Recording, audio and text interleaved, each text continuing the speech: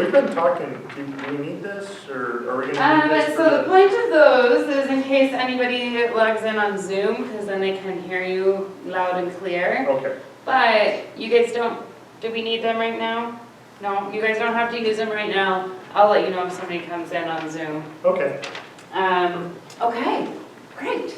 Well, thank you everybody for coming out today. My name is Sarah Colley and I am the Community Engagement Coordinator for the Great Falls Public Library. We are here joined by Jake Sorich and Wilton Burke. The Great Falls Public Library is here to serve as a connection point to empower the community and enhance the quality of life by providing individuals access to information and social, cultural, and recreational resources. A lot of what we do here is author talks such as this. We also have a Wordmeister competition. We also bring in presenters about their travels, just a little bit of everything. So whenever there's an interest, we can just make it happen. Some intros for you guys. Jake Sorich is the current Library Communications Coordinator here at the Public Library. Jake comes from Butte, is a former employee of the Tribune, and is also a freelance writer. He is a self-published author of The Unforgettable M&M and The Cabbage Patch. Wilton Burke is a writer and dreamer of science fiction and fantasy from Great Falls, Montana. He has written various works ranging from novellas to novels. He is thrilled to see his first novel, Magic Collapse, now in print, and is already working on a follow-up story, along with completing his science fiction graphic novel, Dogwood Final Assault. And with that, please welcome Jake and Wilton. Thanks, guys. I'm going to use the mic just because I like to use it. Okay, well, welcome you guys, and so we're here to talk about self-publishing, and I guess you can call it the art of self-publishing, maybe the journey of self-publishing. I've put it, just kind of what it takes to become a self-published author, and I think you have to have the passion. I think is really kind of the first step, is to want to do it and to want to have something that's complete and that's put out into the universe, and just kind of something that you really have a dream about. I know some people are driven, they don't know what drives them, just a kind of the inner kind of desire to be an author, to be to write, to do that, and sometimes I don't know where it comes from. I'm just like, I just find myself writing, and I'll be like, oh, well, I wasn't even planning on it, and here's 1,000 words that I already put out today. So, but I think what the point of this talk is kind of how do you separate yourself? Because a lot of people want to be an author, but how do you become an author that's notable? How do you become an author that has separated yourself and has sold books and kind of has become something that is author-ish? So I think the way we'll do things here, I'll talk a little bit, and then I'll introduce Wilton here, and he can talk a little bit, and then we'll have some time for some questions if that works for everyone here. But firstly, I want to introduce our third special guest, Oprah Winfrey. So she might be a little late, so just wait a minute. She told me she's on her way, so we'll have Oprah here. And also Michelle Obama said she'd be here too, so we'll get here. Make sure we get that on Zoom, that Michelle Obama is going to be here. We'll see. Is she coming? Do you see her? It is a very slow elevator. No? It's a very slow elevator. It's a very slow elevator. Yeah, it's a very slow elevator. She'll be here. No. Yeah, so I guess I'll just start a little about me and kind of how I got into writing books. So I moved back to Butte in around 2020 when COVID hit, and I lost my job at Montana State. I was the enrollment coordinator, enrollment communications director. I forget what my title was at MSU, but I lost my job when COVID hit because they rolled my job into the main public relations office with MSU. I was with the graduate school, and the graduate school had their own public relations, and I was kind of under that umbrella. And then COVID hit and they had to change everything, and that kind of went into the main thing, and so my job was kind of made redundant. So I moved back to Butte, and the first thing I talked with my grandpa, and he said, I have a project for you. And I said, oh, okay, what is it? And it was on the Cabbage Patch, and that's what this book became here, the Butte Cabbage Patch, and it's also my grandpa's birthday, so I should just say that, yeah, I really admire my grandpa, and he was really the person who kind of helped me become an author and kind of gave me the push sometimes and the motivation sometimes to make it happen. But yeah, so he said, I have this story idea for you. Maybe it'll be a magazine article, maybe it'll be a, who knows, maybe it'll be a book. And so he gave me the details, and I started researching it. And I started looking at what the Cabbage Patch was, because I had never heard of it before. I grew up in Butte, and I didn't know what the Cabbage Patch was.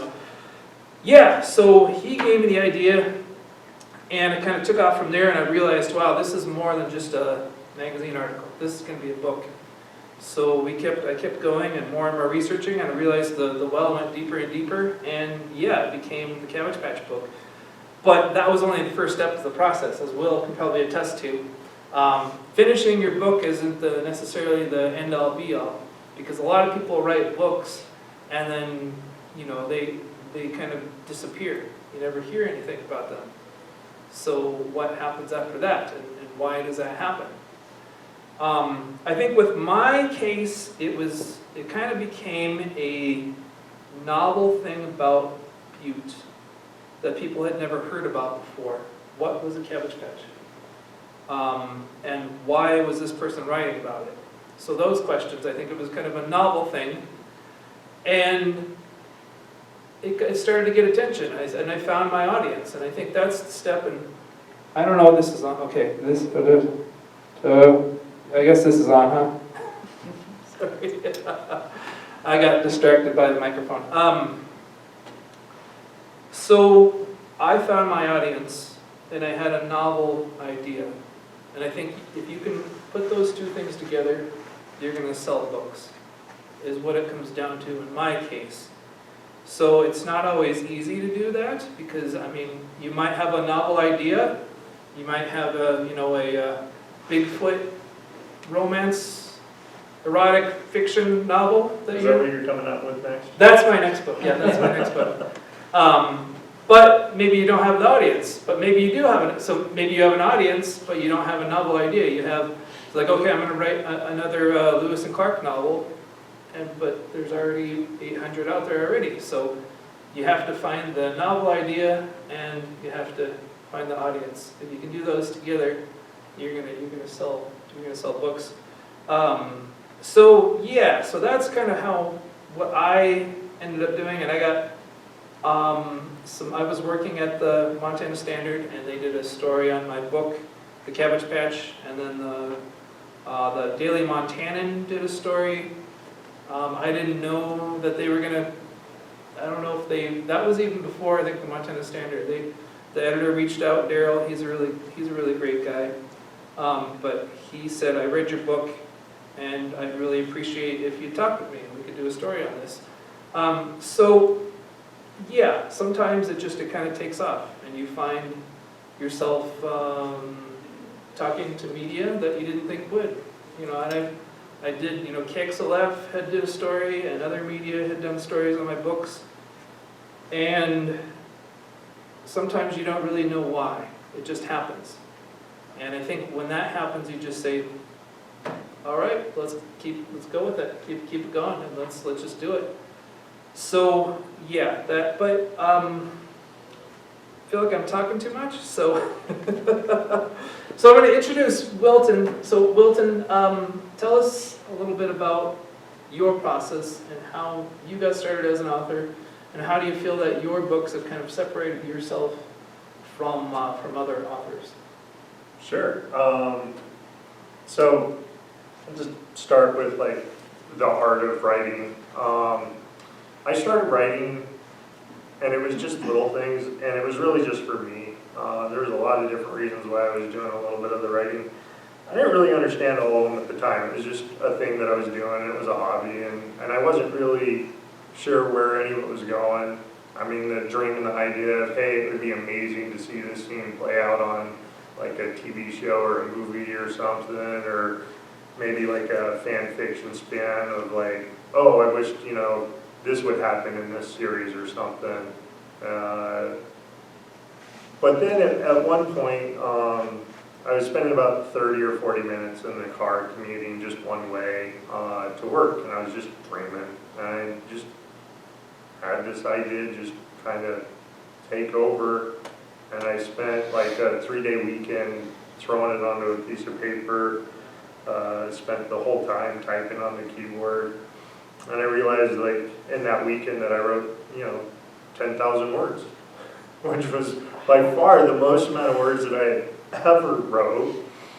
Oddly enough, when I did that, like 2 weeks later, there was this writers' conference.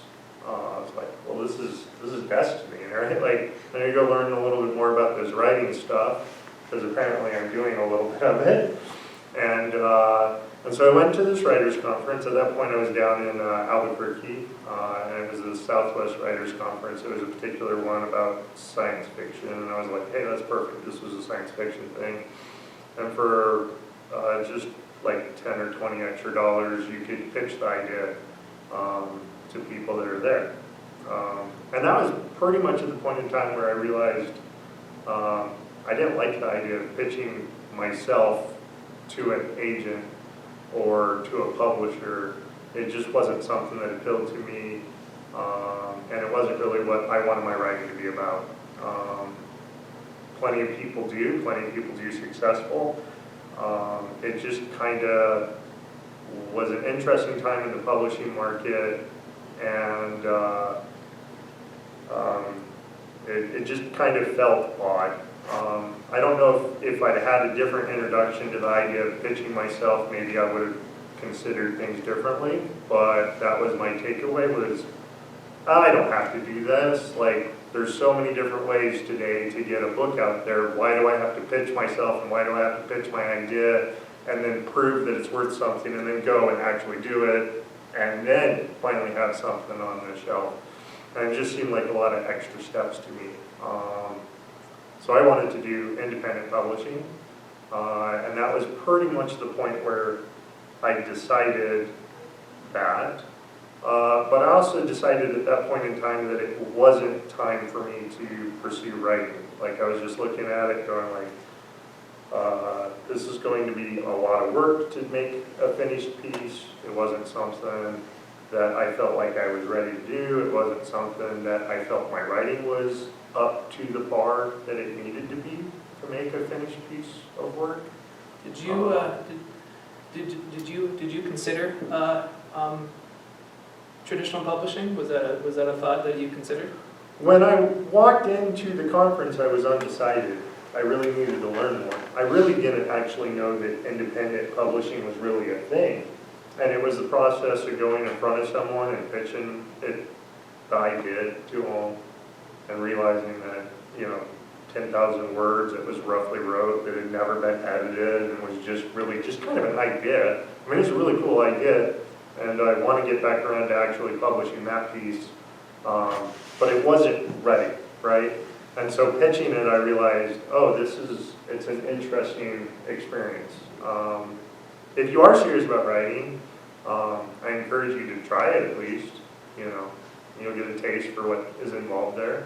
And after I've done all this through the independent do-it-myself, I realized how much there really is there that goes beyond the writing.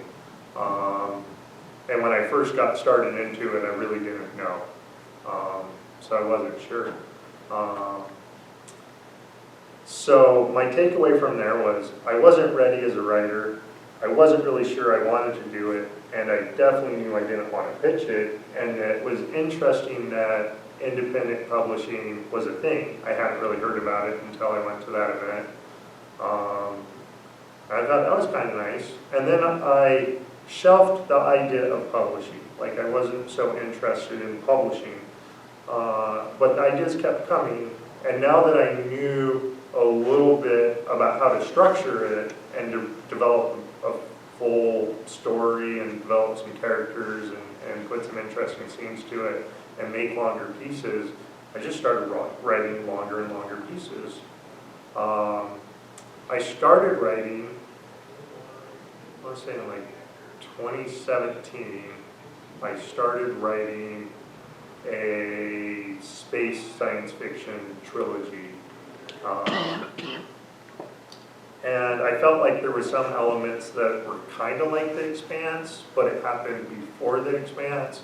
And I felt like, well, maybe it's not that novel, or maybe it's not whatever. I don't know if anyone here has watched The Expanse, science fiction show, no. But it's kind of, I mean, it's kind of a grim, dystopian type of view of future space travel, right? It's not all nice and happy, right? And that was kind of the thing that I was writing, was this dark, you know, people dying, you know, and what people read them, and like one character, and they're like, this person is evil, and was up before the pandemic. The pandemic hit, and I was like, oh, this is kind of depressing. Like, we're in lockdown, we're dealing with all this stuff that's going on, and then I sit down and I try to write, and the stuff that I'm writing is about a bleak future, and that's kind of where the inspiration for this book came from, was I wanted to write something that was just simpler, right? I wanted to make a simple, fun, get to the core, nice adventure, hero's adventure type story, and I wanted it to be whimsical and fun and entertaining, and that made the process of writing so much more enjoyable. It became something I wanted to do before I went and did my day job, before I logged on to all the Zoom calls throughout the day, and something that after I was done with all of that, I would still come home and I would still write. And that the passion to just build that story up, build that universe up. And then that's what drove me to get the story done. During that time, I went to, when this was near completion, to a book conference which is called 20 Books to 50K, which is a Facebook group, and then they also run a conference down in Vegas. I had the opportunity to go to the last event. I heard about them right when they were kicking off, and I wished I'd have been going to those the whole time. But there's a new one that's coming that's going into the same spot. It's not a rebrand, it will be a new and different thing, but it will be very similar. It's called Author Nation. I'm going to go try them out. But going to a conference and seeing other writers and just hearing all the different stories that they had and all the different paths that they have found to find where they're at, whether it's exclusively online or through blogs or through magazines or writing novels, is very encouraging. It's very encouraging to see all this different creativity, all these different people, all very willing to share all their knowledge and their experience, and to say, this is what worked for me. It may not be for you, you may want to try some other way, but this is what worked for me and this is how I did it. And that was very encouraging. And one of the words that they said at the end of it was like, just push the button. So this spring I did, and that made this book. Yeah, and I think that's a good point, is that what can work for me might not necessarily work for you, might not necessarily work for someone else, but it's worth considering. I think you can look and say, well, I see all these authors have been selling their books on Amazon. Will that work for me? I didn't go through Amazon. My book still isn't on Amazon, but I've sold probably, I think 10,000 total is probably a conservative estimate of how many I've sold, and just so I think that just kind of comes down to online marketing, and I've found a lot of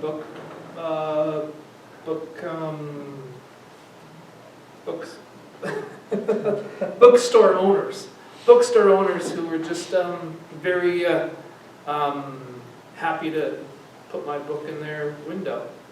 No, just kind of like, oh yeah, so like, oh, you're a Butte author and you want to have an interesting, different story to tell, sure, we'll put that in there. So, and it also helps in Butte, there's 3 bookstores. There used to be 4, now there's 3. And they were all just really super cool people. And they says, oh yeah, you have a book about Butte, you have 2 books about Butte, sure, we'll sell those. And at one time, at Books and Books, Isle of Books and Books, my book was, they had my name in their window right there on Front Street, and the book, and I was like, wait, I still think about that today, and just like, what, my name, and they had my book in their window, what, in Butte? Yeah, Sometimes you just like, you pinch yourself, you know? it's amazing, yeah.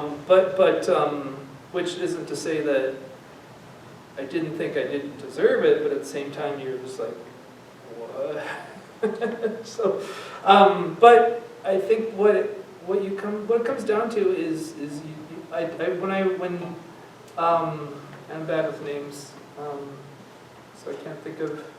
I talked to one author here, and what he said was the biggest thing is don't be an asshole. You remember what was Chris Latreille? That was his name, Chris Latreille. I asked him, what's the best advice you can have to just authors who are just starting out? And he said, don't be an asshole. And I think what he meant was the community is small, and the community of authors, the community of other people who are trying to make it, is small. So if you're a bad person, or if you're not being forthright with what you're trying to be, people are going to recognize that. And it's a lot harder to get ahead when you're just trying to be narcissistic, or you're trying to step on other people to get ahead. It was like, you don't need to do any of that. Especially in Montana, it's like, we're a small state here. So it's even smaller here. I think if you're a Montana author who's trying to get ahead, it's a small community, and you want to kind of set the tone right away, and be a good person, and just try to be forthright with who you are, and just be authentic. I think authenticity goes a long way. So if you're authentic, I think people can pick up on that, and I think that goes a long way to trying to separate yourself as just being who you say you are. But yeah. So I'm curious, Will, about your book. Mhm. What's your book about? So it's a fantasy adventure, magic, and a group of young adults are kind of thrown together on a flying ship, and they have to go travel to a bunch of different floating islands, and there's different things occurring at all of these different islands, and they have to save magic, and they're kind of on a time crunch because they're not really sure why their ship's flying, and the islands are flying, and if magic fails, then what does that mean for your floating flying islands? So they're pretty worried about that whole thing. And we've talked a little bit about before. You said this is the first in a series. You said Yeah. you have the second one written already. Is that right? I do have, the second one is pretty well along the way. I want to build it up a little bit more, add a few more things to it. I'm actually kind of working on the third one now. Oh, okay. Which I found to be incredibly helpful in the process was to kind of have that idea of where you're going with the next one, if that's what you're doing, if you're doing a series. It was very helpful to do that and get a start so that you can go back to the first one and really ask the questions like, is this what I need these characters to be doing? Is this really where this story ends? What does this say about the rest of the world that they're in? It helped fill in some details and set up the direction.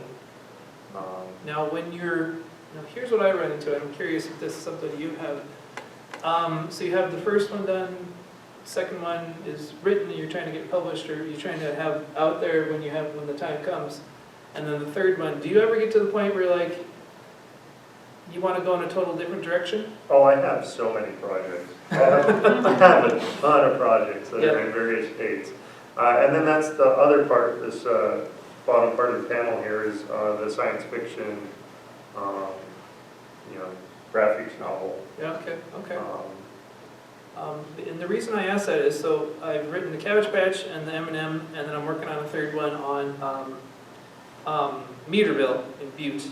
it's the town that disappeared when the Berkeley pit became a thing. So we're kind of looking at the people of Meaderville, what Meaderville was about, and just all that. And so that one's the next one I don't know when it's going to come out, but that's the next one I'm working on. But I've also struggled because I'm like, do I want to become the Butte history guy? Or do I want to do other things? Do I want to try to, like I have a fiction book that I'm working on. I'm about 30,000 words in right now. So I'm also trying to figure out if I should make that my next focus, or I should really focus on Meaderville, or which one should come out next. So it's like you and I think that's normal though. It's like you have different things you want to try, but don't be afraid of stepping out and trying doing something different. Or so it's like, well, these seem to be selling, so maybe I'll see if I can do this one next and kind of keep on that train and just see how long you can go out on that train. Or maybe you're like, well, yeah, I do like where these ones have headed, but I want to do this next. I want to try this one next. Right. So I guess it's a normal process that I think probably all authors probably go through. Is something that you want to kind of work on what's been going good for you, or do you want to kind of step into a different direction? But, Yeah. So on that note, I definitely have a strong focus. The majority of the projects and stuff that I have on my hard drive are either science fiction or fantasy in one direction. And when I was getting started and I was looking at this, and I was really looking at being really hard science fiction, very small niche of being, and the hard science means like this is scientifically possible type of thing. And there's a whole other approach there. There's a lot of like doing your research and understanding the technology and where things are going to sell the case that something is possible, right? You're gonna write a story and label it as hard science fiction. You want to make sure that it's following what we understand of grounded science, and if it moves into a different direction, it does that. And that is very different than fantasy. Fantasy, I just get to make up the laws of the world, and so it wasn't so much in the publishing interest that I wanted to do the fantasy. It was I need to loosen up. I want to continue writing. I want it to continue to be a thing that I'm growing, a skill that I'm growing, a community that I'm getting connected with, and something that I just have to do. But it doesn't have to be painful. And if you find a point where you're like, well, this is what's going on in my life, this is what's going on with my world, and I'm trying to do these things, and that's not working for me, I changed direction, and writing the fantasy was a lot more enjoyable than I was expecting it to be. Cool. And so yes, I do have a bunch of projects. Some of them are the science fiction, some of them are the fantasy. There's some that don't fit in either of those niches. And I let my wife read some of those, and she's like, this is not what I was expecting you to write. And I do expect to publish those. I'm really counting on, if I market things very clearly and I sell what it is, what the product is, what the world is, very clearly in the cover, that I can market multiple things, I can write multiple things, and you're not shocked or confused when you're getting that. Like, some people have that, well, this is what I've been writing, this is a series that I've been writing, this is what my name is, and I'm just going to stay there, and they'll write a bunch of different pen names and stuff, and then they'll dabble in different pen names. And I just do not have the energy to have multiple pen names, so it's all going to be under my name. There you go. So I got one more thing I'll say, and then we can open up if anyone has any questions. I think the biggest thing that I've learned, that I've taken away, is that you can't be afraid to market yourself. If that means being on Facebook and making the 6th, 7th, 8th, 9th post about your book, and you might fear that people are sick of you like talking about it already. Just don't worry about that. Just you have to market yourself, and if you can't market yourself, then nobody else is going to.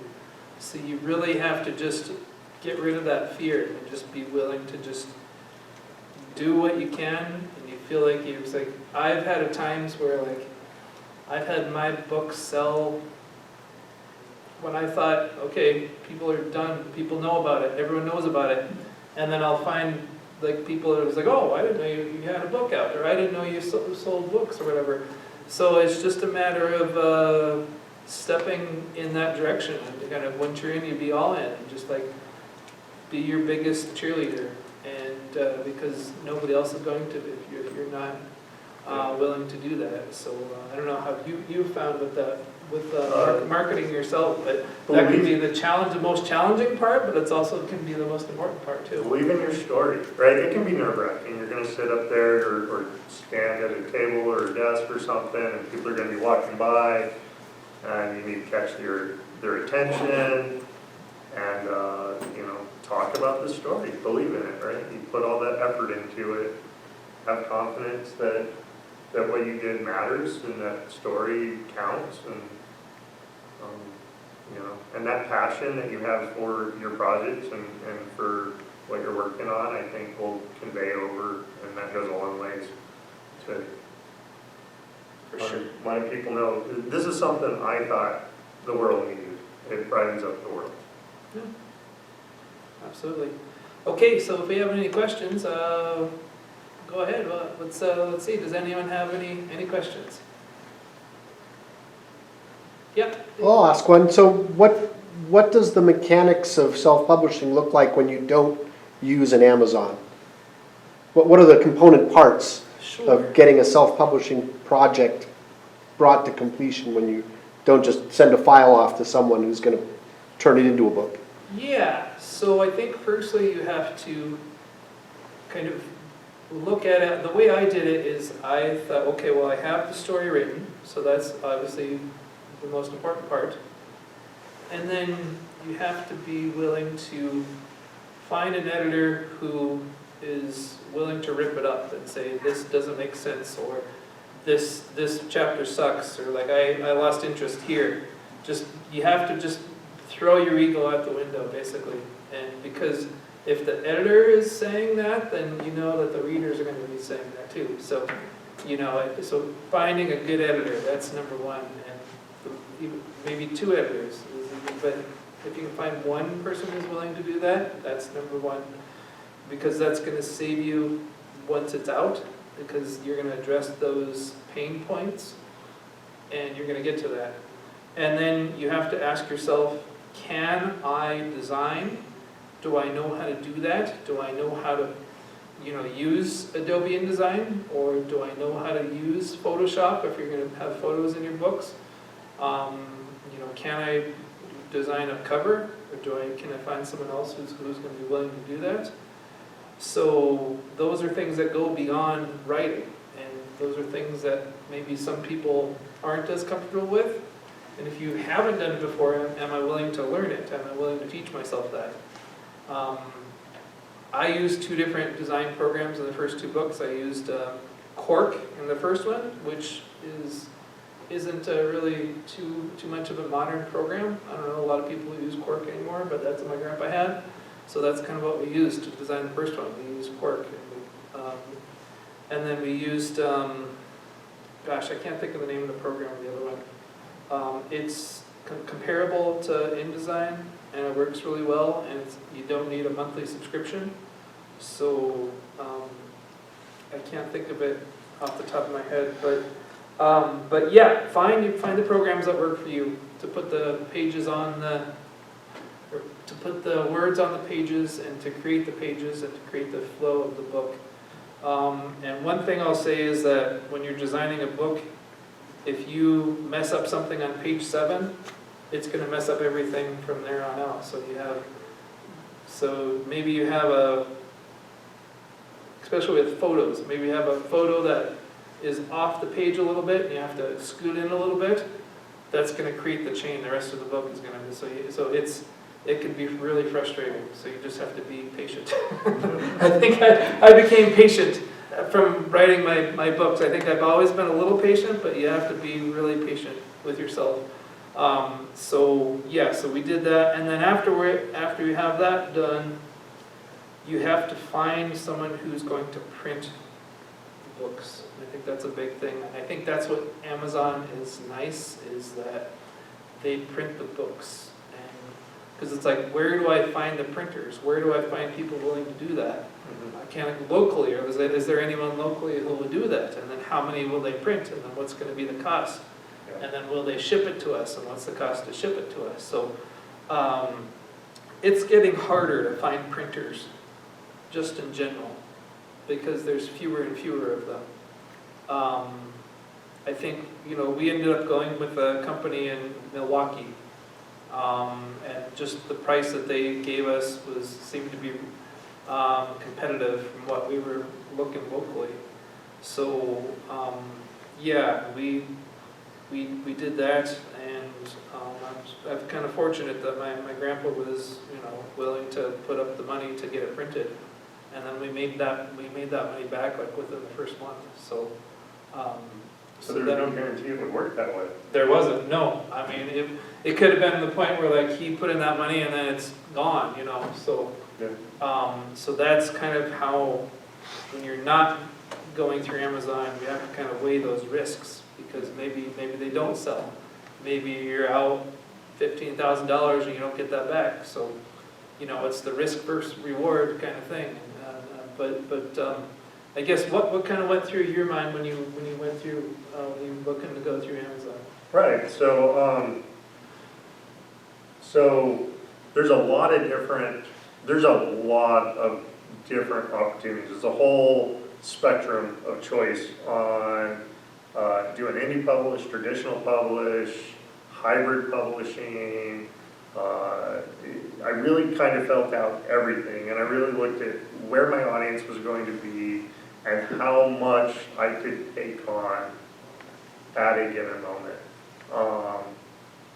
And this is really where, during my journey, I really kind of underestimated what traditional publishers offer you, right? Because I felt, traditional publishing, really they're going to,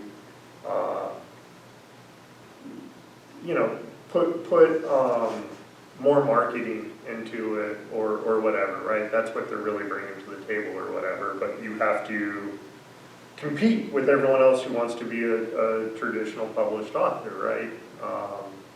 That's a big, steep competition. There's a lot of people out there, a lot of authors out there, a lot of writers out there. They're wanting to close that deal, and there's only so many that any of these traditional publishing houses are going to take. So that's where the complete opposite end of the spectrum is. If you're willing to learn everything, you're willing to do everything, you're going to have all that patience to do all that stuff. And it definitely stretched my patience at plenty of points when I was learning new things or thinking, I must have missed something because this seems near impossible at this point, and the frustration's piling up. That's the opposite end, where you're doing everything. And then there's anywhere in between, where you hybrid publish or something, and it's a small print house, and they're pretty much saying, hey, we'll print it and we'll put it through our distributions, but you got to kind of do everything else. And now they're providing the printers. There's Ingram Spark, Drafted Digital. There's a few others where you can self-publish to them, and they'll do the printing. And you can choose, you print and you deliver them to me, and I'll figure out what to do with the books, or you can put it out there and see if they're willing to put it on a bookshelf or anything. And there's that wide spectrum of what you're going to do with your book. At the end of the day, it really comes down to the cost involved in the margins. So the bookstore has to make a profit, the publisher has to make a profit, the author has to make a profit. Ideally the cover artist wants to be making sure that they're getting rewarded for the work and effort that they're putting into it. The editor wants to get paid. Yeah. And so there's all these costs involved, and, And I think, just to step in, I think you have to really weigh what is worth it, because a lot of times when you're an author, a new author, you don't have a lot of money to spend on those things, so you have to kind of weigh what is worth it. Can I afford to, spend $2,000 to pay a cover artist? Can I afford to spend, $1,500 to pay my editor? So it's kind of, you have to kind of gauge what's worth it versus what you have, what's your budget. mhm. And it can be tough to kind of figure out, but I think, in my experience, finding a good editor is definitely worth what you can afford to spend on an editor, because they're gonna really help you, and they're gonna be the ones to really kind of, because, I've met Jamie Ford, and I've got to talk